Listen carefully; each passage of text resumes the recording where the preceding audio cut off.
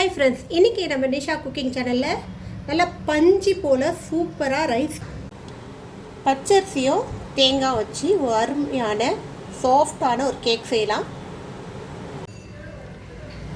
அரிசியோ தேங்காய் பாலும் வச்சு செஞ்ச இந்த ரைஸ் கேக் எப்படி செய்யலாம்னு சொல்லிட்டு வாங்க பார்க்கலாம். அதுக்கு முன்னாடி நீங்கள் லைக் பண்ணுங்கள், ஷேர் பண்ணுங்கள், சப்ஸ்கிரைப் பண்ணி கமெண்ட் பண்ணுங்கள். அரிசியை ஒரு 3 மணி நேரம் ஊற வச்சு எடுத்துக்கோங்க. நான் ஒரு 1/4 கிலோ 250 கிராம் அளவுக்கு அரிசி எடுத்துருக்கேன். அதே போல் ஒரு அரை முடி தேங்காவை பால் எடுத்து வச்சுக்கலாம். இந்த அரிசியோடு இந்த பால் சேர்த்து தேங்காய் பால் சேர்த்து அரைச்சி எடுக்கணும். இந்த அளவுக்கு நல்லா ஃபைனாக அரைச்சிக்கணும். நல்லா ஃபைனாக இருக்கணும். எப்படி இருக்கு பாருங்கள், நல்லா பட்டர் ஆட்டம் இருக்கணும். இந்த மாதிரி அரைச்சிக்கணும். இப்போ இதை ஒரு பவுலில் எடுத்துக்கலாம். இப்போ இதில் ஒரு 100 கிராம் அளவுக்கு மைதா சேர்த்துக்கிறேன். 1/4 கிலோ அரிசிக்கு 100 கிராம் அளவுக்கு மைதா, அதாவது 250 கிராம் ரைஸ் எடுத்திங்கன்னா 100 கிராம் மைதா எடுத்துக்கோங்க.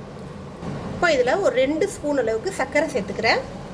ஒயிட் சுகர் 1 ஸ்பூன் அளவுக்கு ஈஸ்ட்டு சேர்த்துக்கிறேன். ட்ரை ஈஸ்ட்டு கொஞ்சோண்டு டூட்டி ஃப்ரூட்டி சேர்த்துக்கிறேன். இது ஆப்ஷன் தான், விருப்பம் இருந்தால் சேர்த்துக்கோங்க, அப்படி இல்லைன்னா அவாய்ட் பண்ணிக்கலாம்.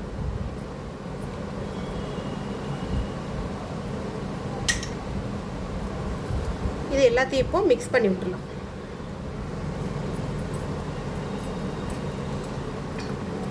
இதில் நீங்கள் மாவில் உள்ள ஈரப்பதம் பத்தலைன்னா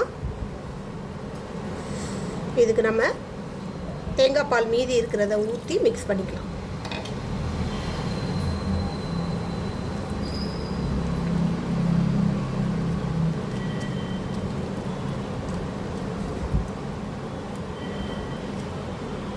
இந்த அளவுக்கு நல்லா ஸ்மூத்தாக மிக்ஸ் பண்ணிக்கிங்க. கொஞ்சம் கூட திரியாக இருக்கக்கூடாது. இது எனக்கு இந்த திரியாக தெரிகிறது அந்த டூட்டி ஃப்ரூட்டி போட்டேன் இல்லையா, அது. ஸோ இது நல்லா மிக்ஸ் பண்ணிக்கிங்க இந்த மாதிரி.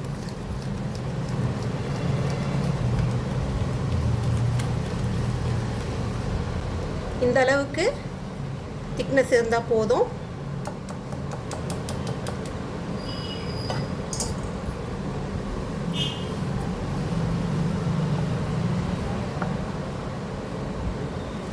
இப்போ இதை கிட்டத்தட்ட ஒரு 1/2 ஹவர்லேருந்து 1 ஹவர் வரைக்கும் நல்லா ஆக்டிவாக விட்டுடலாம். இப்போ இந்த பட்டரு எந்த அளவுக்கு நல்லா உப்பி வந்துருக்கு பாருங்கள்.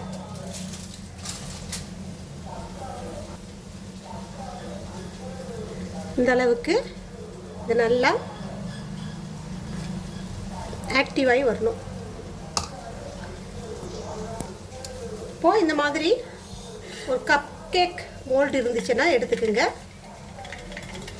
ஸோ இது இல்லாதவங்க சின்ன சின்ன கிண்ணியில் கூட இதை நீங்கள் ஃபில் பண்ணிக்கலாம். இதில் நம்ம பட்டர் தடவிக்கலாம். இப்போ இதில் பாதி வர்ற அளவுக்கு ஃபில் பண்ணிக்கோங்க.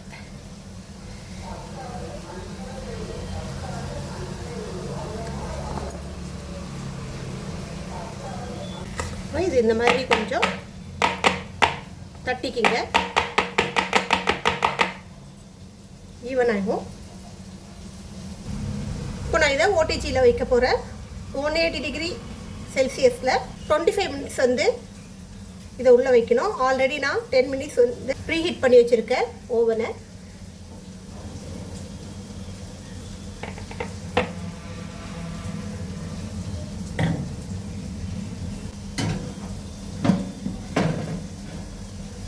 நிமிஷம் இது பேக் ஆனால் போதும். இதே அவன் இல்லாதவங்க இது எப்படி பேக் பண்ணலாம்னு சொல்லிட்டு சொல்லி காட்டுறேன். இந்த மாதிரி சின்ன சின்ன கிண்ணி இருந்தால் எடுத்துக்கோங்க. அதில் பட்டர் ஸ்ப்ரெட் பண்ணிக்கலாம். இதுலேயும் இது அரை கிண்ணி வர அளவுக்கு தான் ஃபில் பண்ணோம், ஃபுல்லாக ஃபில் பண்ணக்கூடாது. இந்த மாதிரி ஒரு இட்லி குண்டானில் தண்ணி எடுத்துக்கோங்க. அதில் இந்த மாதிரி தட்டு ஏதாவது இருந்தால் உள்ளே வச்சுட்டு நம்ம ஃபில் பண்ணியிருக்க எல்லாத்தையும் இதில் வச்சுக்கலாம். இப்போ இதை க்ளோஸ் பண்ணிவிட்டு இட்லி வேக வைக்கிற மாதிரி வேக வச்சா போதும். சூப்பராக உங்களுக்கு இந்த கேக் ரெடி ஆகிடும். அரிசி கேக் ரெடி ஆகிடுச்சு. இது வந்து இட்லி குண்டானில் ஆவியில் வேக வச்சது, இது வந்து அவனில் செஞ்சது.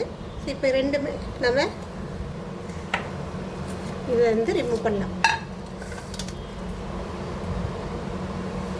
பாருங்கள் எப்படி பஞ்சு ஆட்டம் சூப்பராக இருக்குது.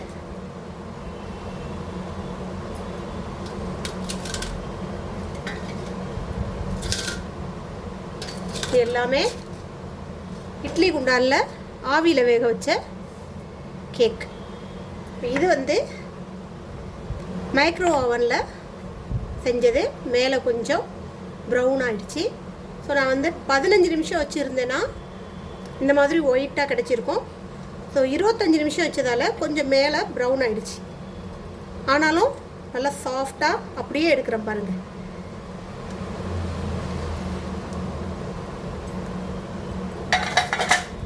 நல்ல சாஃப்டான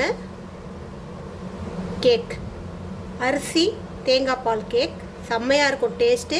குழந்தைங்களுக்கு ஈவினிங் ஸ்நாக்ஸாக வச்சு கொடுக்கலாம். இதை நீங்கள் அப்படியே சாப்பிடலாம். இனிப்பாக செஞ்சுருக்கிறதுனால வேறு எதுவுமே சைட் டிஷ் தேவையில்லை. அப்போ அருமையான சூப்பரான ரைஸ் கேக் ரெடி ஆகிடுச்சு. இதே போல் நீங்களும் ட்ரை பண்ணி பாருங்கள். இன்னொரு ரெசிபியோடு உங்களை சந்திக்க வரை உங்களிடம் விடைபெறுவது உங்கள் நிஷா. எங்கள் சேனல் லாஸ்ட் வரைக்கும் பார்த்து உங்கள் அனைவருக்கும் மிக்க நன்றி. பாய்.